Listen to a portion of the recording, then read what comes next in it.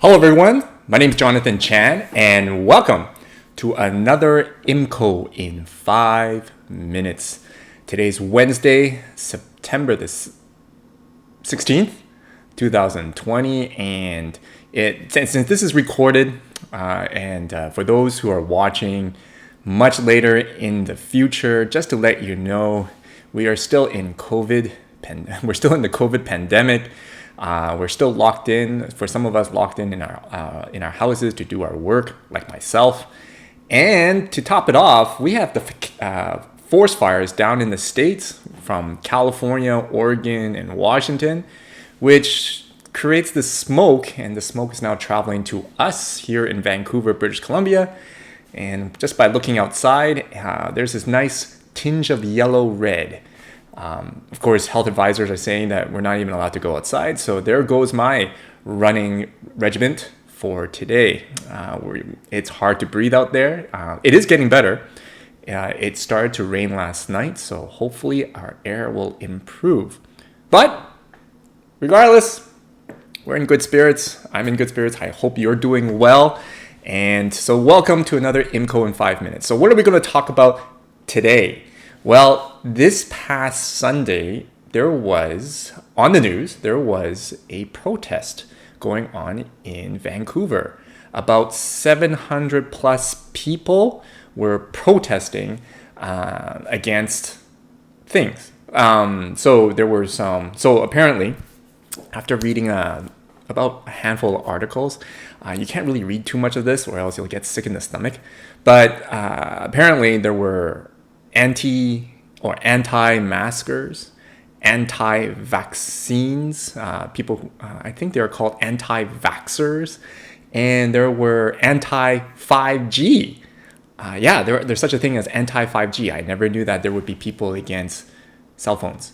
But there you go. There you have it. There were people, 700 plus, wearing no masks at all, not social distancing, just going there to speak their mind against whatever they're anti of.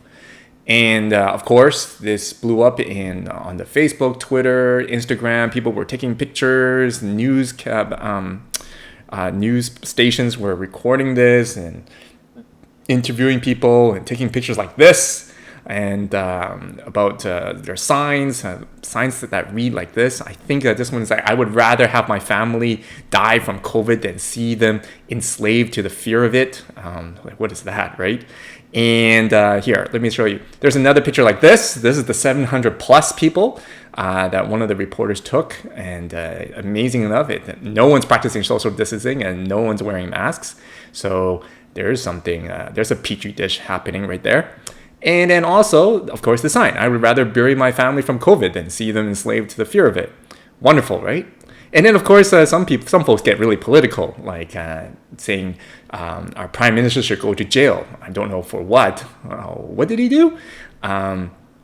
Okay, fine, that donation thing, but it's, to tell you the truth, everybody does it. So really.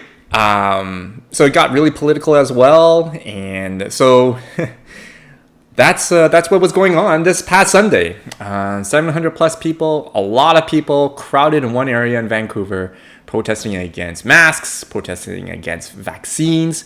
Interesting enough, like the whole entire world is looking forward to these vaccines. We invested a lot to, get this vaccine to come so that we could get out of this COVID, and people were against it. And some people are against 5G. So there you have it. So learnings. What kind of learnings, what kind of reflections can I provide today for you? Here, I'll put it up here and hopefully you can see it. There are 3 things that I've noticed and I've pinpointed and highlighted from the 5 articles that I've read. Now, the articles were from the Vancouver Sun. There's another one from the Daily Hive, another one from CTV, Global News, and CBC. So reputable news sources. And also a few friends. Kudos to some of my friends who are in downtown, living in downtown, from the apartments, taking pictures down there and just telling me what's going on down there. So kudos, thank you for my friends who provided me some insight there from firsthand experience. And so here are my 3 Christian opinions that were some highlights after I read all these articles and talking to some of my friends. On evidence.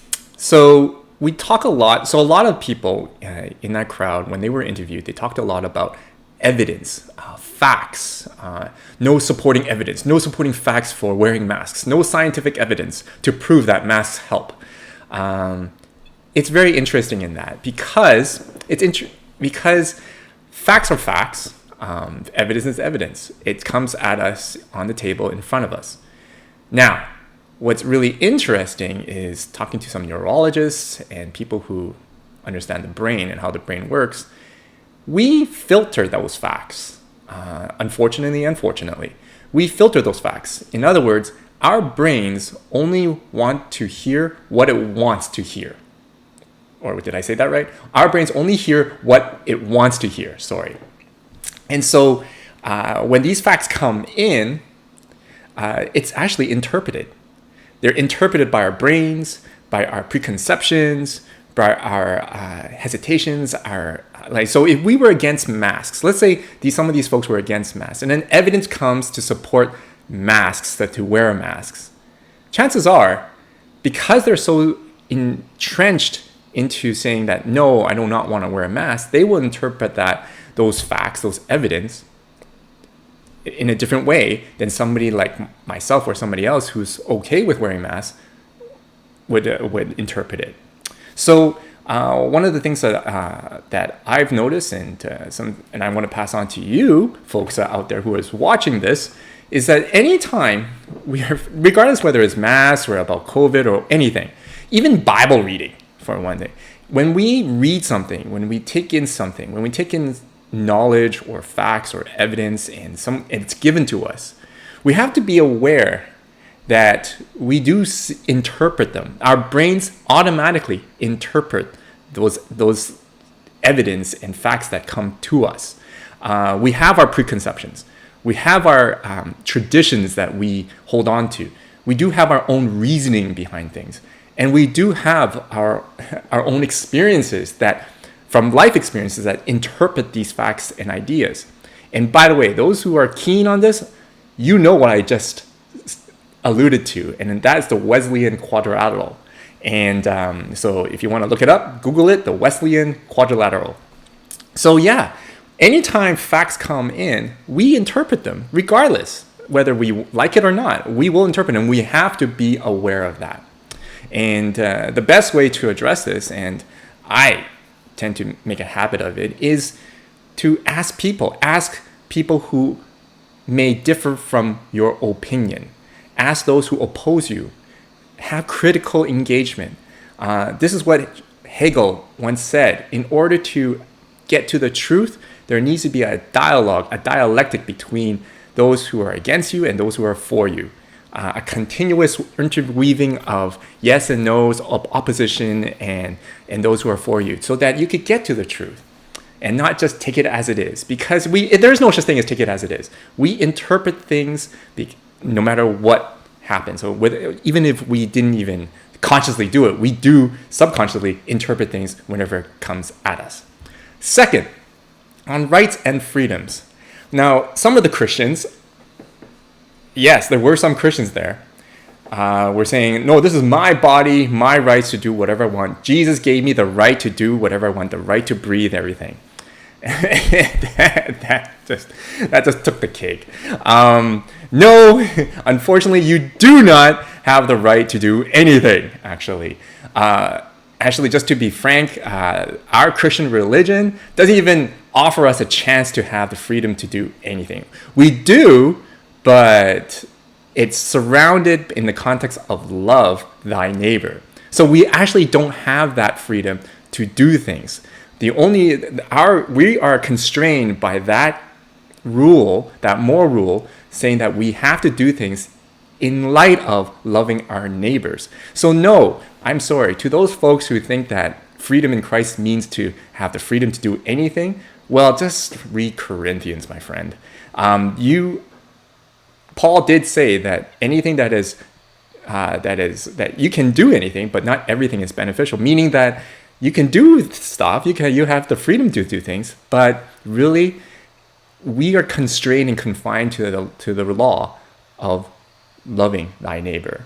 If it's not out of love for thy neighbor, buddy, you can't do it. If it hurts somebody, you can't do it. So you do not have any right to do whatever you want. No, the only right that we have is to do what is best for our neighbors. All right. Lastly, on the human body, again, a person's one of those protesters said, "This is my body, my right. I could do whatever I want." No, as a Christian, here's my opinion as a Christian: our bodies are not ours. It belongs to God. God owns our bodies. He created our bodies. He has every right to have possession of our bodies. We cannot do whatever we want. Our bodies are just loaned to us by God. We are here to be good stewards of our bodies and take care of it and use it for good purposes and good deeds, and not just to party around and just waste it away. Hence, we take care of our bodies because God has given it to us, lend it to us, entrust it to us so that we can do good to others. And therefore, back to the point of some of the Christians who were there protesting, no, your bodies are not yours, it's God's. And the only reason for us to have these bodies is it's been entrusted to us to do good. And that is it.